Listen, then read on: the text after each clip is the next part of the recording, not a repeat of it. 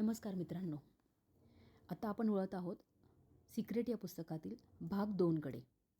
भाग 1 ऐकून तुम्हाला ह्या गोष्टीचा अंदाज आलाच असेल की ह्या रहस्याचा उलगडा आता आपण कसे करत आहोत. तर चला सुरुवात करूया. समान गोष्टी एकमेकांकडे आकर्षित होतात.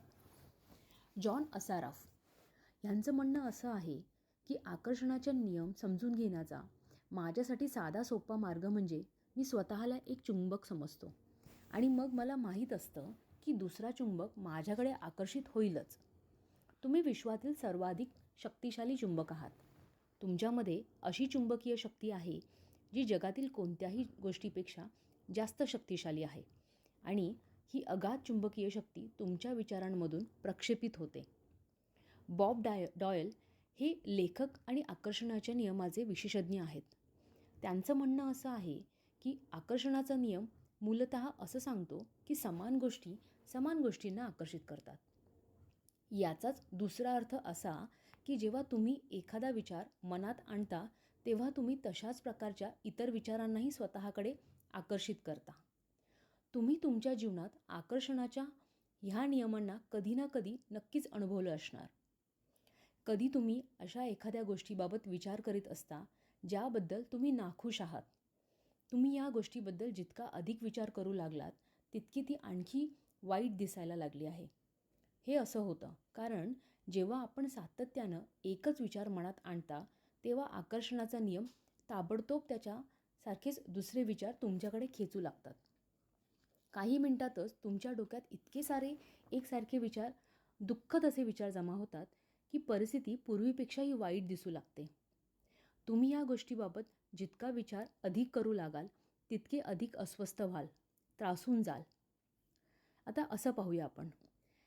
कधी असंही झालं असेल तुम्हाला समविचारांना आकर्षित केलं जाण्याचा खाली देखील अनुभव आला असेल.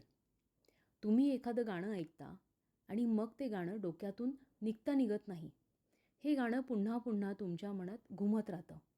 तुम्हाला जाणवलंही नसेल की जेव्हा तुम्ही ते गाणं ऐकत होतात तेव्हा तुम्ही त्यावर तुमचं संपूर्ण लक्ष केंद्रित केलं होतं. असं केल्यामुळे तुम्ही त्या गाण्याबद्दलचे अधिक समविचार अत्यंत प्रबळ सामर्थ्याने जोरदारपणे आकर्षित केले आणि तेही पुन्हा पुन्हा. जॉन आसराफ पुढे म्हणतात, माणूस म्हणून आपलं काम हे की जे विचार आपल्याला हवेत तेच मनात धरून ठेवणं.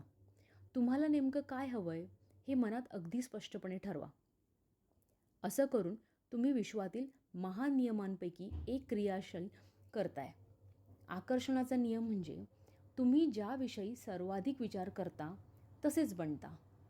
तुम्ही ज्या वस्तूंबद्दल किंवा व्यक्तीबद्दल सर्वात अधिक विचार करता ती आपल्याकडे खेचून घेता, म्हणजेच आकर्षित करता. तुमचं वर्तमान जीवन, सध्याचं आत्ताचं जीवन हे तुमच्या भूतकाळातील विचारांचं प्रतिबिंब आहे. यात तुमच्यापाशी असलेल्या सर्व चांगल्या गोष्टी सामील आहेत, तशा वाईटही. तुम्ही ज्याविषयी सर्वाधिक विचार करता ती गोष्ट तुम्ही स्वतःकडे आकर्षित करता. त्या अर्थी तुमचे जीवनातील प्रत्येक क्षेत्राबाबत काय विचार आहेत हे तुम्हाला अगदी सहज कळेल, कारण तेच तर तुम्ही अनुभवत आहात. तुमच्या त्या विचारांनाच आलेलं हे अस्तित्व आहे, फक्त आत्तापर्यंत. कारण आता तुम्ही रहस्य जाणून घेण्यास सुरुवात केली आहे आणि या ज्ञानानं तुम्ही तुम्हाला हवा तसा बदल म्हणजेच परिवर्तन जीवनात आणून घेत आहात.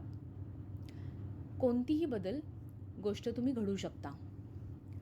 ब्रॉब प्रॉक्टर म्हणतात की जी गोष्ट तुमच्या मनचक्षुषींनी पाहता ती तुमच्या हातात येणार असते.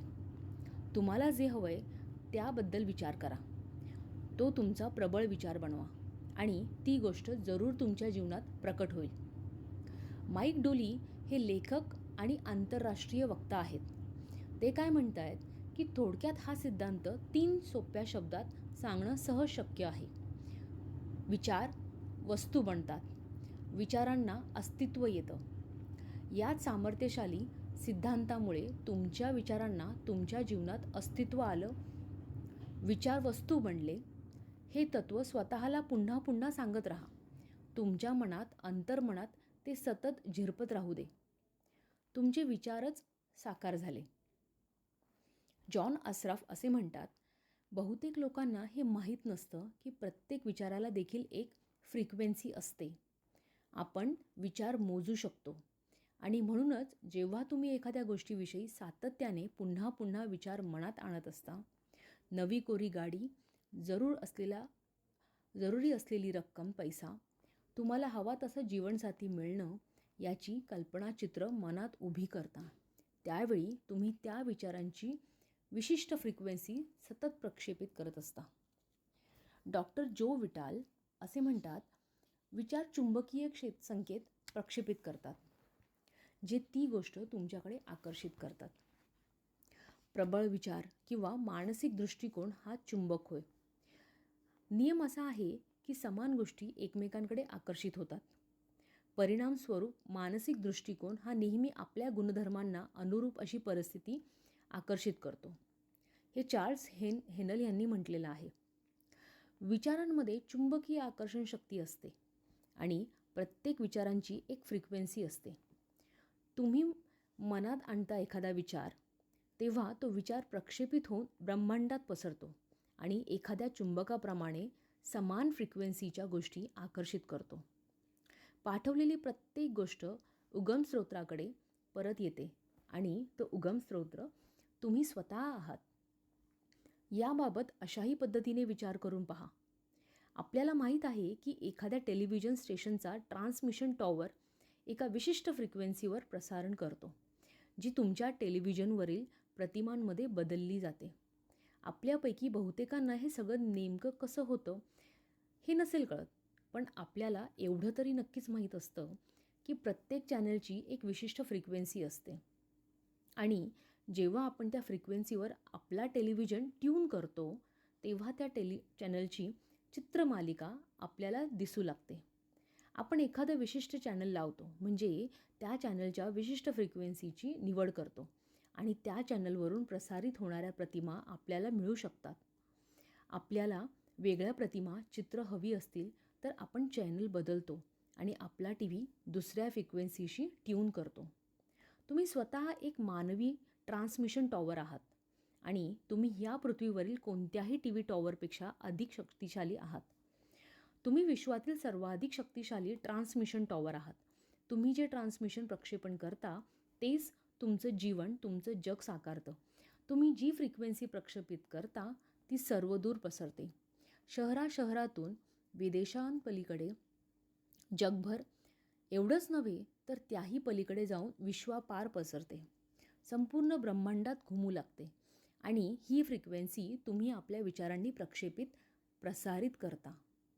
जी चित्र तुम्हाला विचारांच्या प्रक्षेपणामुळे मिळतात ती तुमच्या टीव्ही स्क्रीनवर नसतात, तर ती साकारतात तुमच्या जीवनात. तुमचे विचार जे फ्रिक्वेन्सी निर्माण करतात त्या फ्रिक्वेन्सीशी जुळणाऱ्या समान गोष्टी आकर्षित करतात आणि मग ते विचार पुन्हा परत येतात तुमच्या जीवनातील घटित बनून. जर तुम्हाला तुमच्या जीवनातील घटित किंवा काहीही बदलायचं असेल तर फक्त चॅनल बदला, फ्रिक्वेन्सी बदला, तुमच्या विचारात बदल करून. चार्ल्स हेनल यांनी असं उत्तम म्हटलेलं आहे की मानसिक शक्तींची कंपनं ही अत्यंत तरल, अतिसूक्ष्म आणि तरीही प्रचंड शक्तिशाली आणि सामर्थ्यवान असतात. किती छान आहे ना हे. बॉब प्रॉक्टर पुन्हा असं म्हणतात की जर तुम्ही समृद्ध, वैभवशाली जीवन कल्पनेत सतत रंगवीत राहाल तर ते तुम्ही नक्कीच आकर्षित कराल. हा सिद्धांत प्रत्येक वेळी प्रत्येक व्यक्तीच्या बाबतीत खरा ठरतोच. जेव्हा तुम्ही समृद्ध जीवनाची कल्पना करता तेव्हा तुम्ही आकर्षणाच्या नियमानुसार जाणीवपूर्वक जीवन निर्माण करत आहात. हे सगळं इतकं सोपं आहे, परंतु मग एकच मोठा प्रश्नचिन्ह उरतं, ते म्हणजे प्रत्येक व्यक्ती आपल्या स्वप्नातील जीवन का नाही जगू शकत.